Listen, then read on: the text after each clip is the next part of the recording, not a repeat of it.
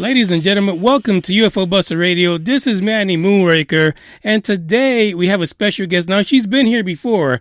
Those of you who've been with the podcast for a while, at least over 2 years, for God's sake, if you've been around for that long, you are going to find this person slightly familiar, because I know some of us, our memory is not that good, especially not mine.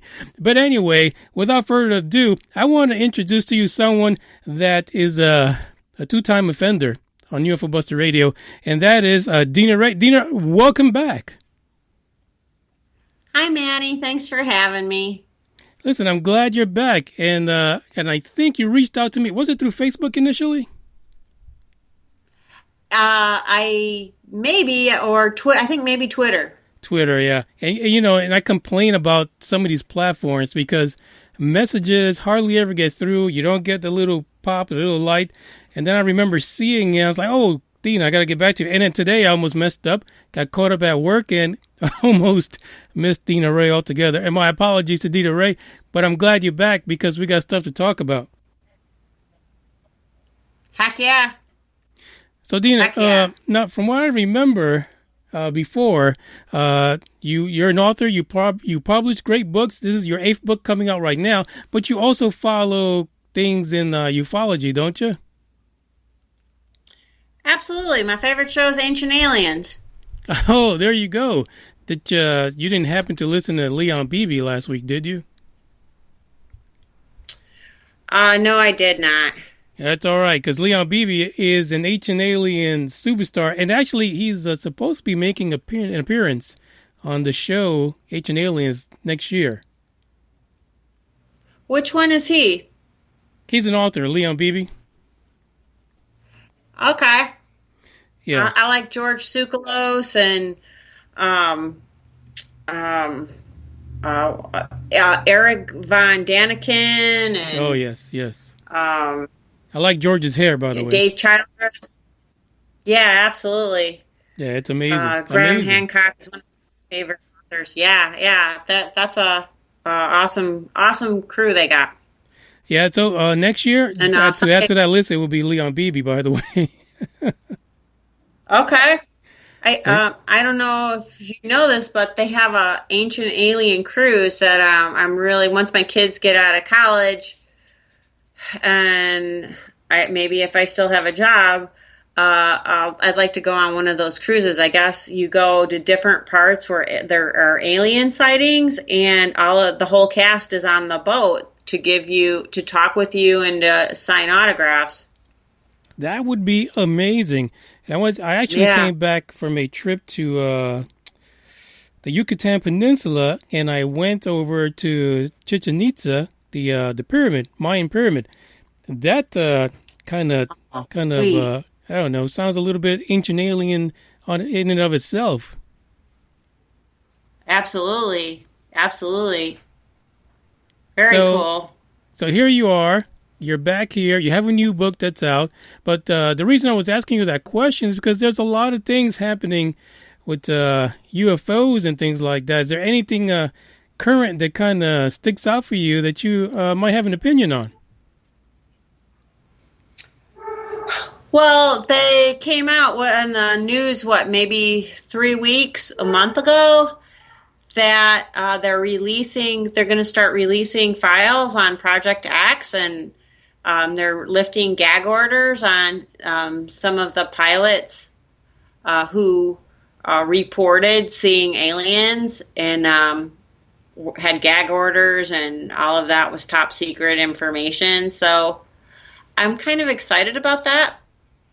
We'll see where that leads. And I, of course, with the space station that Trump's been talking about, and we know that China's already in on it, Russia's already in on it, I think that us and the other two superpowers already know for sure there are aliens. So in your heart of hearts, what do you think? What do you feel? Well, would a country go into debt to build a space station if there was nothing else out there? Come on. They're preparing for when the SHTF, I don't know if your listeners know what that means, Well, you can I don't know if actually I could say it because say that's it. the kind of show we got. Okay, when the shit hits the fan, There you the go. There you uh, go. SHTF. When the shit hits the fan, That's right. all the rich people already, got their orders in on the rocket, and off they go, and the rest of us can incinerate, and that'd be that. Yep, there you go. Because all New the World rubber Order. duckers are going to go first. Exactly. So yeah, that kind of ties in with my New World Order book. Again, yeah, I definitely think space is our plan B, and the schlubs of the world won't be making that trip. But the rich, the 0.0001% already has their seat reserved. Yeah, they're getting the heck out of Dodge. That's the truth.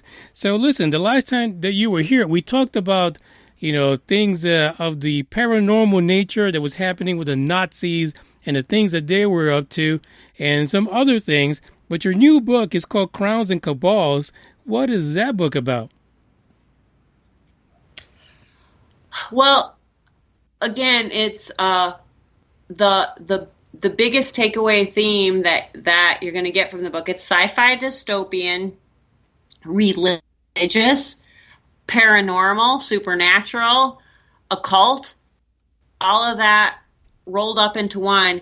And it's about this theory called New World Order. And if you or your listeners aren't familiar with New World Order, there's a lot of different versions of it. So let me just clarify the kind of New World Order that I'm talking about. One of the versions, it has a very bad racist sting to it. Some groups of people believe that the Jews are out to take over the world, like Hitler, for example, and it's a very anti-Semitic wave. That's not the New World Order that I'm talking about. Other versions of New World Order are secret societies that have made alliances with aliens, and they have an inner circle going on to create a one world government. And anybody useful can stay alive and be slave to this, and everybody who is not useful can die. That one I'm open to. I'm definitely open to. And then, of course, the New World Order that I'm most passionate about, it has its roots in the Bible, where in the end of days, a new world government, a world government will form, and the Antichrist will, of course, reign as its leader. So that is what my book is about. I did a ton of research on this. This isn't just some kind of whacked out conspiracy theory. There are a lot of specific things that are happening today that make me and several other people who believe in this conspiracy theory believe that soon will be gone. In fact, scientifically speaking, we're going to have to be gone, because the Earth, according to scientists who are a whole lot smarter than me, the Earth can only, at this point in time, support 10 billion people. Well, we're at 7.5 billion. So they believe, going by population charts, that by 2050, we're going to have our 10 billion. And the world will not be able to sustain 10 billion people in any kind of comfort, at least. And that for sure is when the shit will hit the fan, so to speak. So a big part of New World Order is population control. Who gets to stay? Who gets to go? And of course, the people. Oh, go on. That is very fascinating. So when you say the one you're partial to is, let's just say NWO, NWOs that are based on, would you say that's the prophecies? Yeah, in Revelation and Daniel. Yes. So here's my next question, and this is a big one. How do you research stuff like this? Well, I'm a Christian, so I go to church. I don't know if that's research or just, several Sundays already listening to the Bible. And the pastor doesn't always talk about the end of days. That's certainly not, their number one thing to talk about. Right. But that's kind of what I tend to I find that extremely fascinating. And, sermons have, of course, prompted me to read on my own and research on my own and talk with other people about it. And we all seem to think that that's where this world is headed, in a one world government. And, the first thing that's got to happen if you want a one world government is you have to get rid of borders. Well, what do we got going on now? We've got, I watched the debates last night. I plan on watching the debates tonight. We've got a group of people who really don't want a border between the United States and Mexico. And, however you feel politically, that's irrelevant. Having no borders is step one for New World Order. Step two is giving it more and more power to a global organization. Well, who do we've got right now as our global leader? We've got the UN. And the UN has been planning this since the 1990s. I don't know if you or your listeners are familiar with Agenda 21. It was the initial meeting by George Herbert Walker Bush. He was there, as well as all the other UN members in Rio. And they didn't have much of a plan, but they did consolidate global power, and they did plan to meet with each other every 5-10 years and talk about plans for the world. And sure enough, they did. There's a Rio +5, Rio +10. Eventually, we get to Agenda 2030. Well, that 2030 is Agenda 21 is for the 21st century. Agenda 2030 is where we start getting a global plan. And if you look at the global plan that was cooked up in the early 2000s and compare it to the political plans of our chief leaders and our chief candidates today, they match. So politicians, and I'm not just talking about America, I'm talking about all over the world. They match. So what was planned 20, 30 years ago is now coming to fruition. We've got a couple people who are putting wrenches in that plan. Like him or hate him, Donald Trump is one of them. But for the most part, most of your establishment politicians are completely embracing these New World Order plans. Now, if you would like, I'd love to tell you a couple of them. They're under what's called SDGs, or Sustainable Development Goals. And to me, it's terrifying, because this is going to be the end. We might lose our loved ones before it's their time, or we might go before it's our time. But some of the goals, the first 3 goals, are about poverty. No poverty worldwide, zero hunger worldwide, health and well-being worldwide. So what does that mean? On the surface, that kind of sounds like a good idea, doesn't it?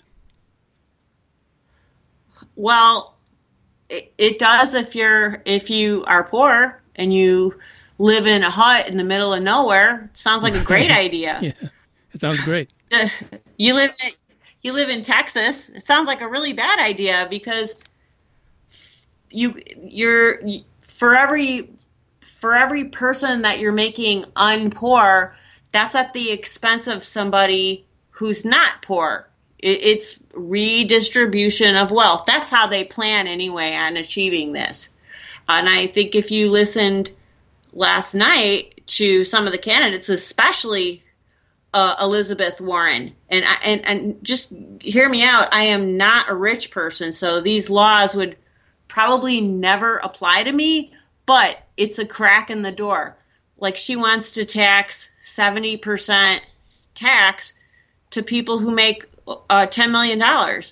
Well, what if you're a football player and 1 year you make $10 million, you'd have to pay 70%, and then the next year you hurt yourself and you can't make any more money.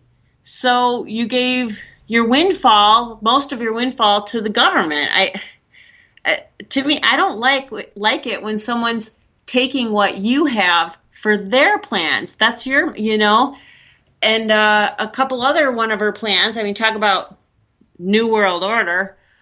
She was, after the debates, she was being interviewed by some news reporter, and she had another plan on raising money for all of these socialist policies, where she would have someone go into a rich person's home and evaluate what their luxurious items cost. So if you're a rich guy and you've got famous paintings on your walls and you've got antique cars and you've got jewelry and blah, blah, blah, well, somebody from the government would tally all that up and then tax you 2% of what they think all that's worth that you would have to pay every year. Now, that certainly doesn't apply to me, but that's a foot in the door. Okay, well, we're going to start at the top. Are we going to work our way to the middle? You see what I'm saying? Mm-hmm. This is I get it. That's almost an abuse of power in a lot of ways. To me, it's terrifying. What scares me. I'm in the middle, but young people, they hear, free college education, free this, free that, and they, think that's so great. I don't think they understand that the college education that you might get for free, you're going to be paying everyone else's for the rest of your life. It's not really free. It's taxed. And this whole entire everything's free, all these socialist ideas, that's how they're going to get rid of global poverty at the expense of everybody else who has worked to maybe carve out a little bit of the American dream.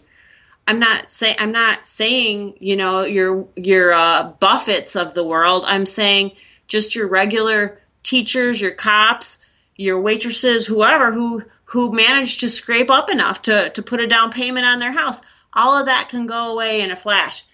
And in fact, since I'm talking New World Order, about 10 years ago, I believe this was a trial run. Maybe, you don't. But in Cyprus, Greece, all the rich people, all of their bank accounts disappeared. I don't know if you remember that on the news. Yeah, I do. Well, how do you just... Yeah, they ripped off the government ripped off all of the rich people digitally through their bank accounts. Now that could happen to us. We go to the bank one day and everything's gone because everything's done through a computer now. I mean, we're setting ourselves up. Okay, so let's say they take your house, they take your guns. Of course, don't get me started on that. We're in Texas. You know how important that is to everybody.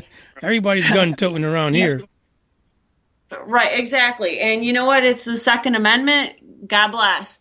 But that's a huge one. And if you listened to the debates last night, that was a big topic. How are we going to take your guns away? So we'll take your property and give it to the poor people. We'll take your guns, so now you can't fight back about it.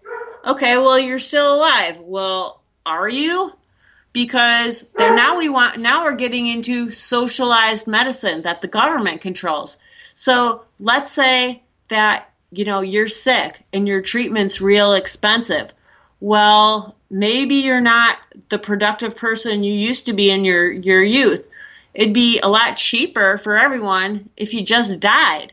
Do you see where I'm going with this? Oh, I hear it. Just I hear like it. Hitler. I think the French have a term for it called it's a shitstorm. Is what it sounds like.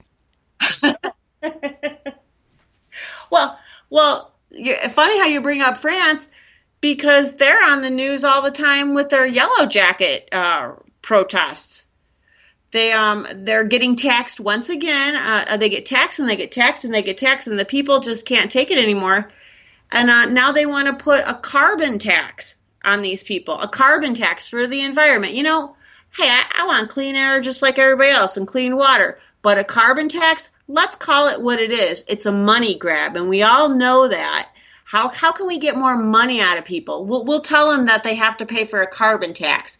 That's a load of crap. And I mean, China's the biggest offender of them all. Are they going to put a carbon tax on their people? I mean, if they don't, then what's the point?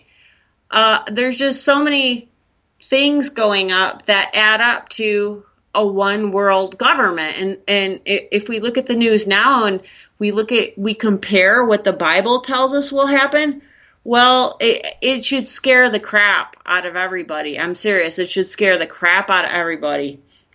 Well, but anyway, it's funny you say that, but when you really look at the way people, carry on their days and stuff like that, I mean, personally, the news, it's hard for me to watch, but in general, people are either stuck in their phones or their computers or whatever, and stuck in the daily rut, so they don't see like big picture things like this.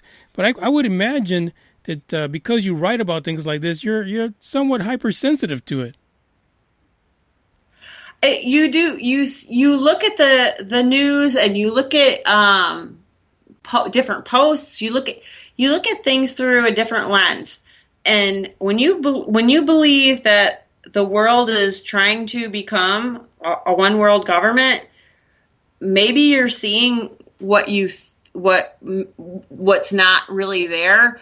But when it's over and over and it's different parts of the world and it's different stories, well, how can you sit on your hands and say, oh, I must be imagining this? You can't. There's just too much amounting to deny that this is a conspiracy theory at this point. To me, it's more to the hypothesis stage, and pretty soon it's going to be fact. Not to just keep rambling, but I wanted to tell you and your viewers that this whole New World Order thing, people aren't even, and when I say people, I mean the powers behind it all, aren't even trying to hide anymore. In Switzerland, they had an engineering marvel a few years back called the Gotthard Tunnel. I don't know if you ever heard of it, but it was a big to-do. They ran the longest train tunnel ever through a mountain, and it saved all of this time off of transportation if you want to get through Switzerland to different countries. And anyway, it was a real engineering masterpiece. Well, the opening of this tunnel, they had all the heads of state, including Angela Merkel, and the Hollande of France. That's the guy right before Macron. The Prime Minister of England. I mean, they had who's who of Europe. Head of the International Monetary Fund. All of them. All of your heavy hitters of Europe were at this opening of the tunnel. And I'm telling you, this should have been on every major news channel in the world. And you know what? It's not. It's on a couple of, conspiracy radio shows and a couple of off the beaten path conspiracy blogs. It's disgusting. They had a ceremony that, if this wasn't New World Order, I don't know what it is. The ceremony had a angel dressed in black who fell, like fallen angel, like Satan. Had well, that's fascinating. Well, I know you're into the occult. You know the Baphomet symbol of the goat in the star. Mm-hmm. The goat head in the star. That was in the parade. Another thing in the parade were a bunch of adults dressed in nude color unitards who were having orgies on one of the skits of the parade. Another thing in the parade was a mangled up giant baby. I'm only guessing that that's what a wink and a nod to late term early birth abortions that are going on right now. I mean, if you want, I can send you a link to this parade, but they're not even hiding it. This was a public parade, and all of our weenie news stations didn't even bother to broadcast it, and it makes me sick. This was a huge story. Yeah, I'm kind of upset right now. I didn't even get an invitation to this. Totally. So listen, it seems like your book in a way is, kind of laying down that blueprint for what's going to happen. So when you look at all these things that are going on, you have your conversation with your friends, your insiders, you look at what's going on at the news, and then you say to yourself, this is going to happen in about X amount of years. What's the time frame you think for a new world order to take over? I think it'll happen. 2050 is kind of like our due date. And by the way, I'm talking about these UN agendas. There's another UN agenda called Vision 2050. So now 2050 is the date that most scientists believe the Earth will not be able to support the 10 billion people on Earth. So that's kind of like kind of the goal is to get everything squared away by 2050.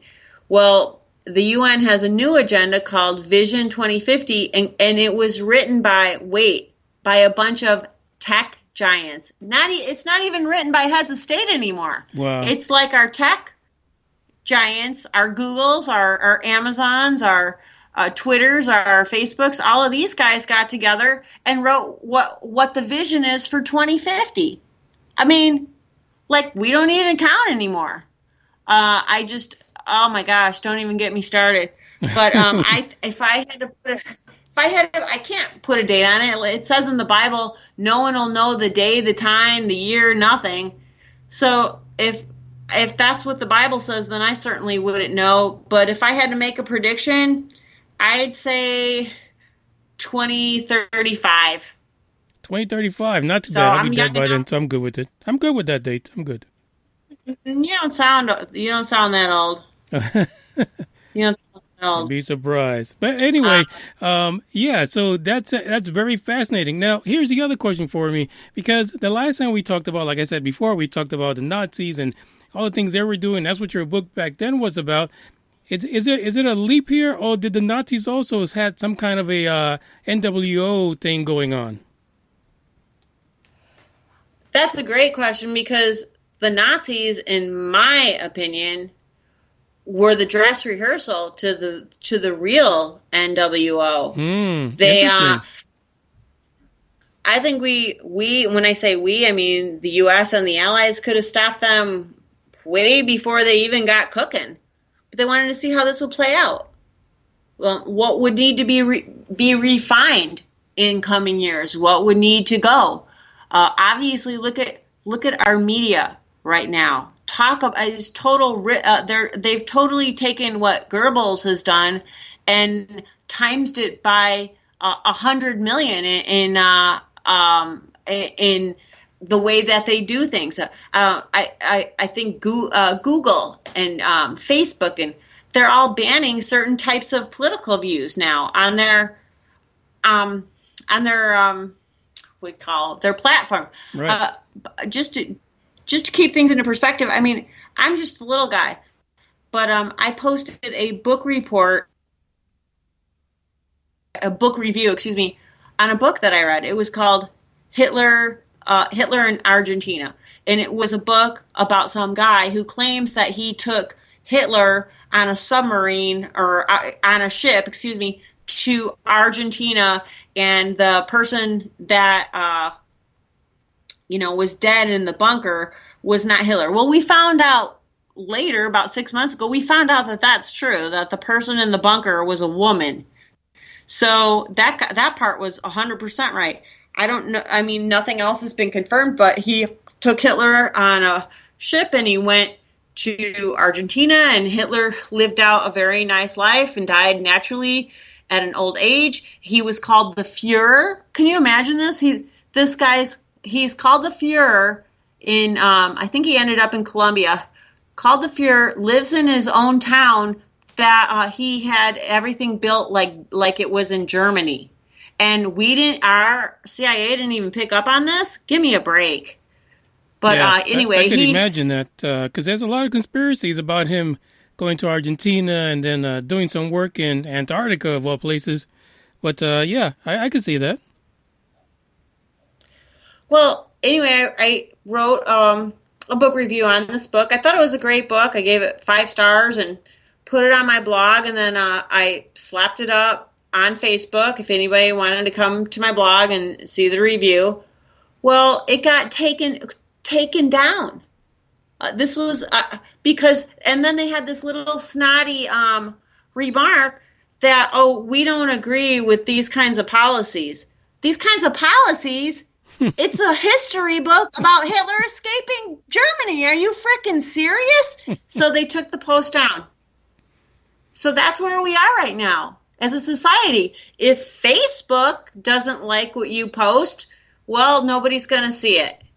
And I mean, Facebook, unfortunately, has become so powerful, as Google, as Twitter, as Amazon. I mean, Amazon, Bezos, for crying out loud, owns the Washington Post. So if he doesn't like a news article that might be happening in the world, it's not going to get published. We're not going to know about it. We've got censorship that Goebbels would only wish that he had back in the day. So by the way, I got to let you know that Ronnie, I got to let you know that we do have a live listener right now, Ronnie Dawson, and he had a question for you. And he says, do you believe that there's actually any kind of Nazis in Antarctica? Heck yeah. Oh, absolutely. Hitler went there in 1938, and he said he was looking for, what was he looking for? Whale fat. That he's in the middle of World War II, and he sends a bunch of ships down to New Swabia for whale fat. I mean, that in itself is totally ridiculous. And then they built that base down there. I think it's called 211. And some people, and then after the war, who goes down to Antarctica but us, America? Because we think that he found something. And Admiral Byrd was in charge of that expedition. And the United States had the nerve to, instead of saying, we're going to see what Hitler found down there, they tell us some cock and bull story how we're taking 47 ships down to Antarctica for training exercise. Yeah, my butt, So, do I believe Nazis are there? Absolutely. I think they found something, and that leads to another conspiracy theory called the Hollow Earth theory. So, that's a good one. That's a pretty good one. Yeah, that is a good one. It makes a lot of sense, too, that there's different portals inside the Earth. So there you go, Ronnie. Possibly, more than likely, Nazis are in Antarctica. And I'm sure he's elated to hear that. By the way, he's listening from work. Don't get caught, Rodney. Don't get caught. So here's the thing. So if someone's looking at your book, are they going to run out and buy a bunker, or are they going to be more enlightened to the things that are happening around them? Well, it's a fictional story, of course, but it's got anybody who maybe... If anybody who seriously watches the news will definitely see where I'm going with this. Anybody who is not very serious watcher of the news will be like, oh my gosh, I never even thought of it that way. So, of course, my number one goal is to entertain. That should be any fictional writer's number one goal, to entertain. But I'm also hoping that the reader learns a thing or two as well. Absolutely. So as a fictional story, I assume you have a main protagonist? Absolutely. And my main protagonist is, of course, a journalist, and he does what he's told. He likes his humongous salary, and he likes being on TV, and he likes his lifestyle of his elite Ivy League friends and all that goes with it. And they tell him what stories that he can use on the air. Is this sounding familiar? Like real life? Yep. And he's kind of fine with all that until, of course, and his sister-in-law, who's works at kind of like a Google type of place, and she's the same way. She likes her humongous salary, and she likes working for one of the tech giants of the world, and she does what she says. And again, and I think that's what a lot of people we've got in this world are doing. They do what they're told without any questions asked. They might have their own suspicions, but they like their lifestyle. They like their paycheck. They don't want to ruin that for especially when the reverse could happen to them. Their whole entire life could be destroyed. They could even be killed. So that's how it starts out. And then the way I think New World Order will begin is through a phony baloney nuclear war.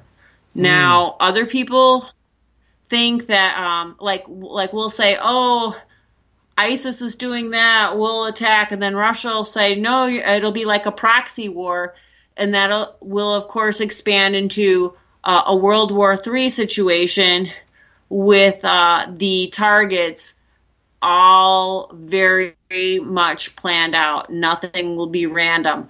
Areas that don't have any natural resources, have poverty, have uneducated people that without skill, well, they're going to get nailed first.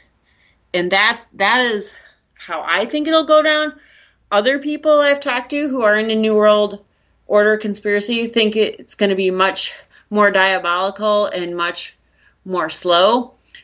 They think that chemical weapons are going to be the way of evoking population control, as well as pulling blame game and all kinds of wars and that kind of thing. So pick your poison, but pretty soon we're going to be at each other's throats, if we're not already, and our world is going to get a whole lot smaller.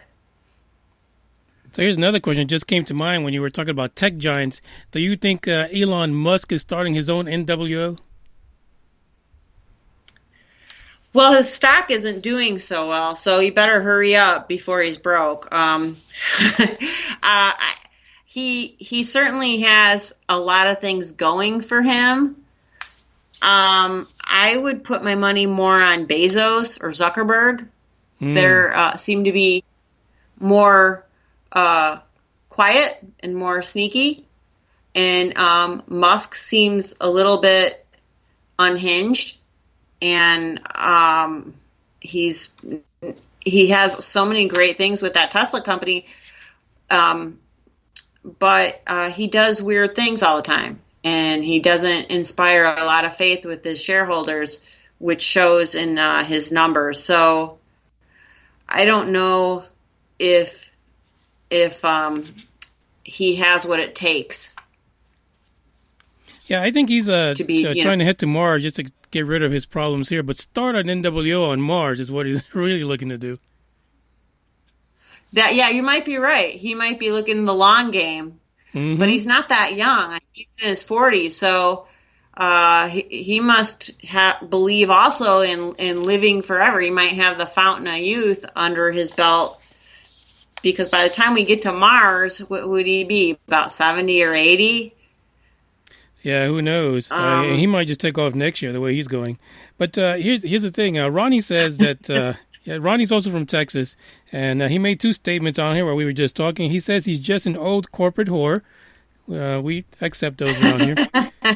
And then the other thing he says that, like I said, he's from Texas, so he says that the people around the area where he lives think that the first move for an NWO would be to start taking everyone's guns. Kind of what you said. Absolutely, Ronnie. Absolutely. And since all three of us are from Texas, what was it, 2 or 3, maybe 4 years ago, we had Jade Helm. You all remember Jade Helm? I don't know if Yeah. you, if Yeah. Actually, yes. that's the military was practicing going town to town, confiscating guns. Well, why are they practicing something like that? Because obviously it's going to happen in the near future. And I mean, some of these school shootings do have a point. We can't have a complete nightmare who was a total crazy man in high school, graduate, and then go legally buy a gun. I mean, there's something a matter with that picture. I do agree with that. That is crazy that somebody who is always in trouble every single day of their high school, because they're a minor, no one knows about this, can just graduate, turn 18, and go. I mean, that doesn't make any sense. But to just take everyone's guns away. I don't know if you guys were listening to the debate last night, that Cory Booker wants a buyback program to encourage people to sell their guns to the government. I mean, this is getting kind of scary. Yeah, buyback programs, I don't know. That's a little off. But anyway, you make a lot of great points about this whole NWO situation and different ways it can happen. But when you're talking to your friends, do they feel the same way? Are the people you discuss this with, kind of throw the ideas, bounce it off of them, do they feel that way? Or do you have readers that sometimes contact you and say, hey, I got this new thing happening. I think it's part of the NWO. What do you think? I do have, I'll get a Facebook drop. I'll get an email. I'll get a comment on my blog. I mean, people are always dropping in, and somebody turned me on to the whole. I'm not Catholic. I'm Christian, but I'm not a Catholic. But either maybe a listener from your show. I'm not real sure, but somebody somehow, maybe they bought my book. I don't know. They never said, but turned me on to what's going on with Pope Francis and the Catholic Church. Again, this is all biblical prophecy. The Bible says that the Antichrist will have a false prophet sidekick, and that person will rise from the cloth. So here we've got Pope Francis, who is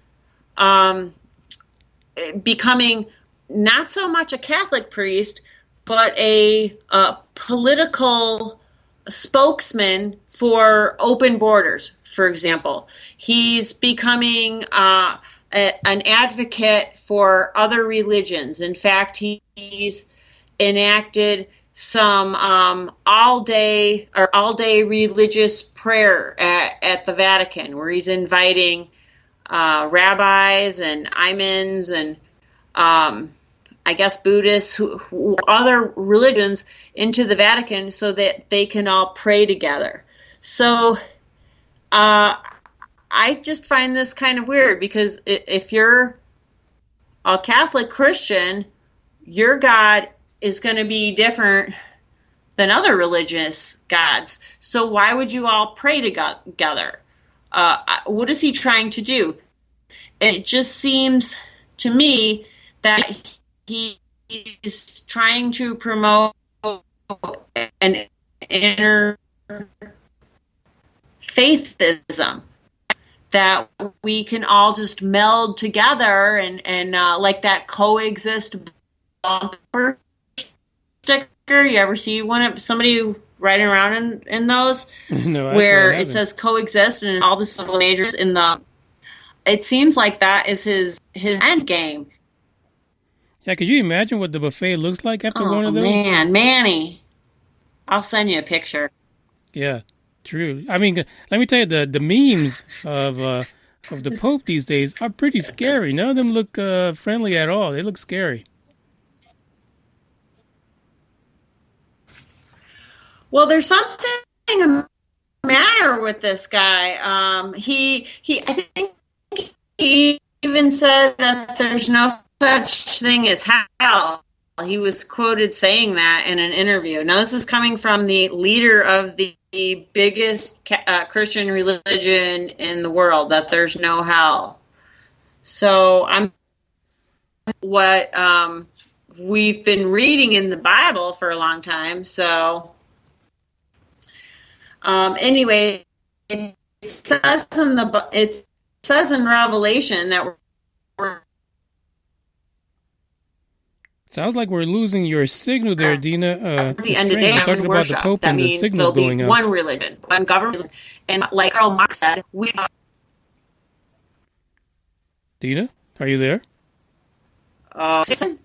See?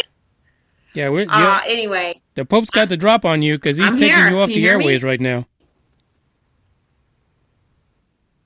Yeah, I think we lost Dina Rae altogether.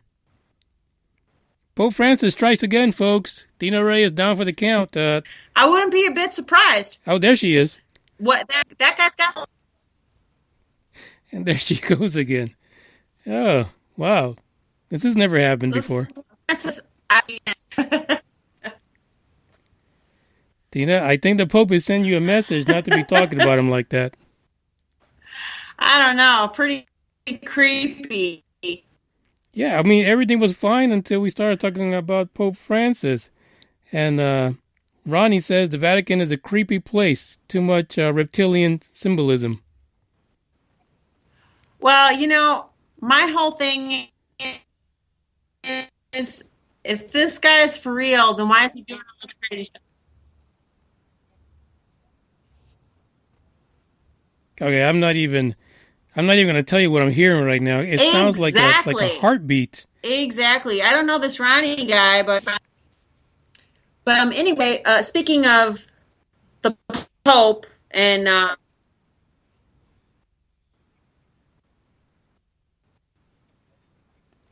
yeah, Ronnie says the Pope is pissed. Dina, you are. I haven't heard anything you said the last minute or so. Is that all you're hearing? Yeah, it's weird because your audio will go out and then I hear like this deep heartbeat sound. Hello? Oh.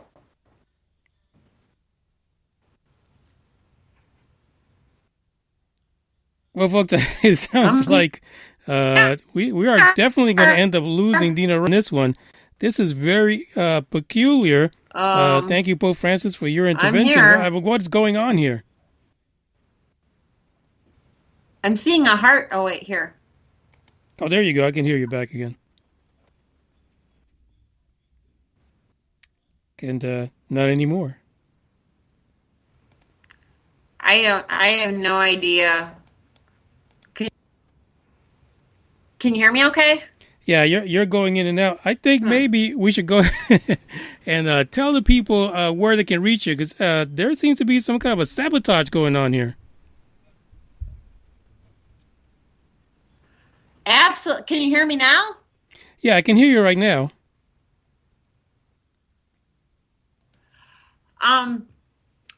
Well, you can always reach me through. Everything that I write is on Amazon. I'm scattered all over the place, but Amazon is where everything is. Dina Rae, DINARAE.